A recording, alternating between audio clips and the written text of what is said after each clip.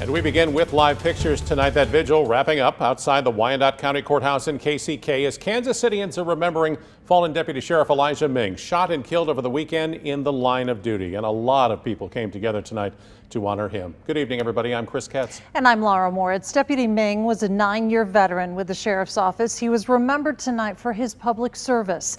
KMBC 9's Eric Graves joins us live after being at tonight's vigil with more on the tributes to Deputy Ming. Eric?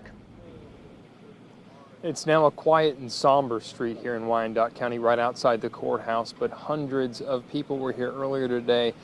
The emotions were evident, the sadness evident, but none more than the family of Deputy Elijah Ming. 20 or so family members escorted in.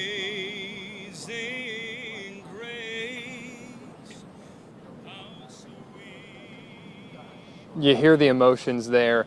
That is what people were talking about, that crowd joining in on Amazing Grace. Hundreds of people here to support Elijah Ming's family and share thoughts about him, the smile he had, the leader he was. They talked about how he was a man that protected his family and protected his community, specifically his wife Tiara and his son Deuce. That's what they call him. He is Elijah Ming Jr. Now that family is without their hero, their protector. As a reverend tonight, the mayor of Wyandotte County, the sheriff, talk about what Deputy Ming means to them. Elijah was that guy, that good guy, that guy who had your back, that guy that could light up your darkest day with just a smile, that guy who showed up when others walked away. Deputy Ming served this community with honor, integrity, and pride.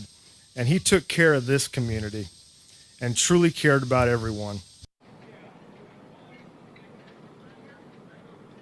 We take a live look now at Deputy Ming's patrol car. If you missed the vigil tonight, there is still plenty of time to come out here and honor him this way. We talked to so many people today who have been here to honor him. There's a giant picture of him up there. And this is right now his lasting legacy. But coming up in a few minutes, we're going to talk about what the leaders here tonight hope his longtime legacy is, and hope it's a message of nonviolence. Reporting in Wyandotte County, Eric Graves, KMBC 9 News. All right, Eric, we will talk to you later on in this newscast.